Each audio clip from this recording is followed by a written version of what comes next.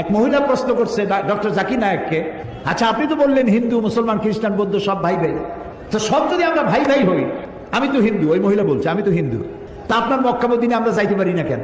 এটা কঠিন প্রশ্ন। আমি চিন্তা করলাম কি জবাব দেয়, আমার কাছেও জবাব আছে, কিন্তু উনি কি বলেন সেটা শোনা দরকার। উনি জবাব দিলেন, বোন আপনার বাড়ি কই? কই তো ইন্ডিয়ায়। জন্মস্থান কোথায়? এখানে। আমার জন্মস্থানও এখানে। আচ্ছা বোন আপনি কি জানেন যে ইন্ডিয়ায় এমন এমন জায়গা আছে যেখানে এখানে জন্মগ্রহণ করার পরেও সে জায়গায় আপনি আর আমি যাইতে পারি না, এরকম জায়গার নাম জানেন? কোন এরকম জায়গা থাকবে কেন? আমি ইন্ডিয়া জন্মগ্রহণ করছি, সব জায়গায় যাইতে পারি।